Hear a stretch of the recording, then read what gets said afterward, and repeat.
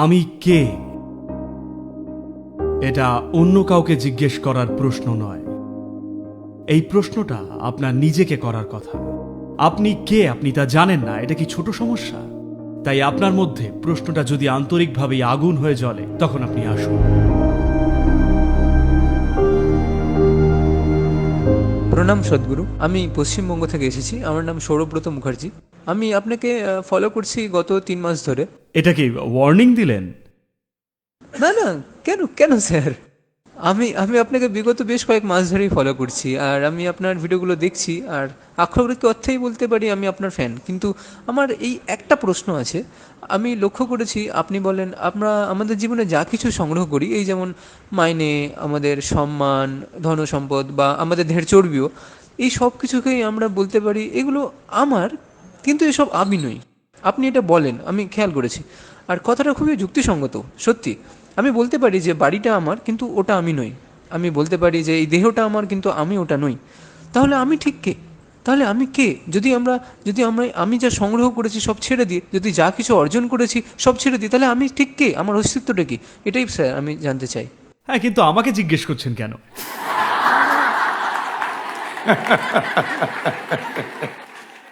দয়া করে বসুন। তো আপনি কে? এই মুহূর্তে যেটাকে আপনি আমি ভাবেন, সেটা কেবলই একগুচ্ছ চিন্তা, আবেগ, ধারণা, সংস্কার, দর্শন, মতাদর্শ, অনেক কিছুর একটা জগা খিচুড়ি যা আপনি কুড়িয়েছেন। আপনি হলেন এটা সেটা কুড়োনো খিচুড়ি। শুনতে ঠিক ভালো লাগছে না, না? বেশ, আপনি একটা ককটেল।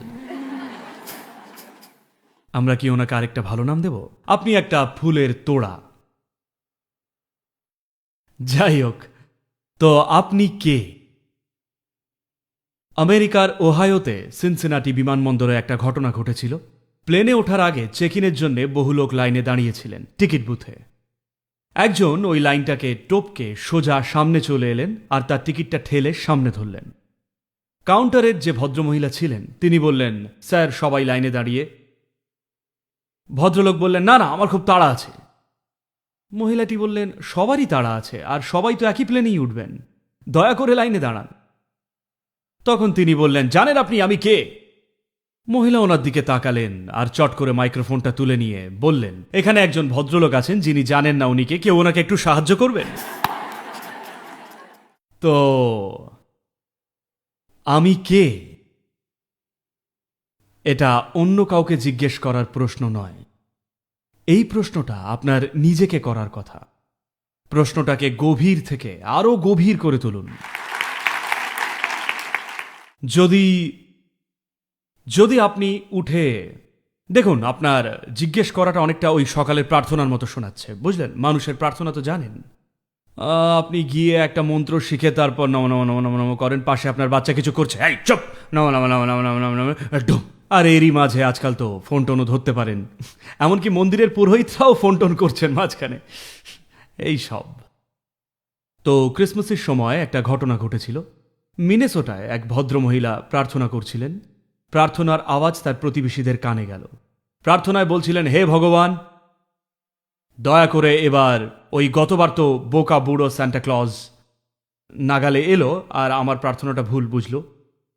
আমি যা চাই তা হলো একটা পাতলা রোগা শরীর আর একটা মোটা ব্যাংক ব্যালেন্স।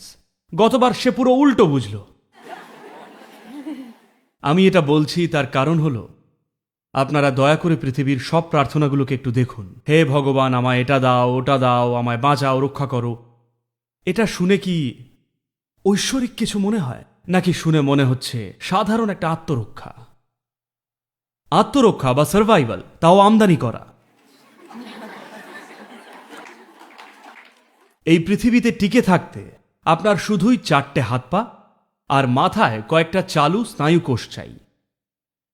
তো এই মুহূর্তে সদ্গুরু, সেই সব তো ঠিক আছে, কিন্তু আমি জানতে চাই আমি কে। এই আমি কে ব্যাপারটা খুব জনপ্রিয় হয়ে উঠেছিল রমনা মহর্ষির জন্যে। জানেন তো, শুনেছেন রমনা মহর্ষির কথা? উনি বাঙালি নন। তো রমনা বললেন আমি কে বলে ওখানেই বসে পড়লেন। আজকাল মানুষ ভাবেন তাদের কিছুই করতে হবে না যদি তারা কখনো সখনো কাউকে জিজ্ঞেস করেন কে আমি, তারা ভাবেন তারা আধ্যাত্মিক হয়ে গেলেন। আমি লস অ্যাঞ্জেলেসে একটা প্রোগ্রামে ক্লাস নিচ্ছিলাম। সেখানে একদল লোক ছিলেন, প্রায় 150 মতো লোক, সকলেই বিশিষ্ট লোকজন, তাদের মধ্যে অনেকেই হলিউডের তারকা, আর প্রচুর সংখ্যক যুবতী মেয়েরা। তাদের সবাইকে একই রকম দেখতে। তারা যে সবাই বোন তা নয়, তাদের ডাক্তারটা একই।